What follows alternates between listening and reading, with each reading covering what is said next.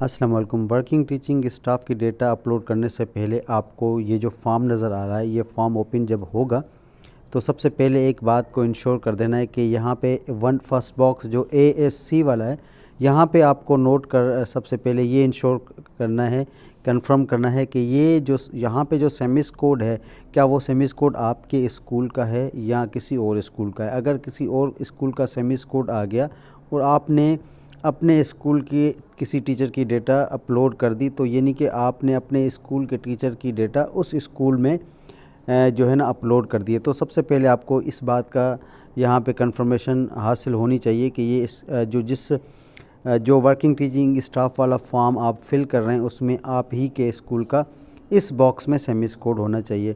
उसके बाद आपने कंप्लीट डेटा जो है उसमें इंटर कर ली। जैसे टीचर की जगह आपने PID जब लिखेंगे तो यहाँ पे उसी टीचर की डेटा आ जाएगी।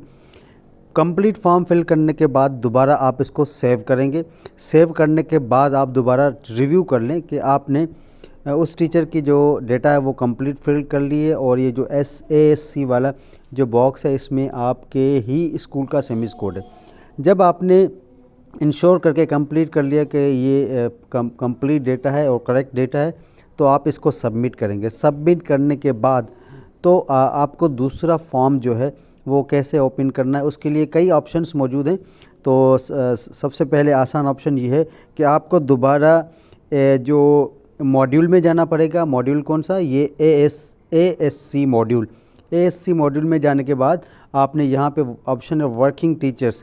वर्किंग टीचर्स का ऑप्शन सिलेक्ट करना है और यहाँ पे राइट साइड में ऊपर लिखा हुआ add working teaching staff details, यहाँ पे क्लिक कर देना है। तो एक आपका न्यू फॉर्म ओपन हो जाएगा। न्यू फॉर्म ओपन होने के बाद फिर दोबारा आपने यहाँ पे वही प्रोसेस अप्लाई करना है कि इस बॉक्स को इंश्योर कर देना है कि ये जो है आप ही के स्कूल का सेमिस कोड है। अगर ये है आपके स्कूल का सेमिस कोड, देन आप फर्दर डेटा उस कंसर्न टीचर की अपलोड करेंगे। Thank you very much.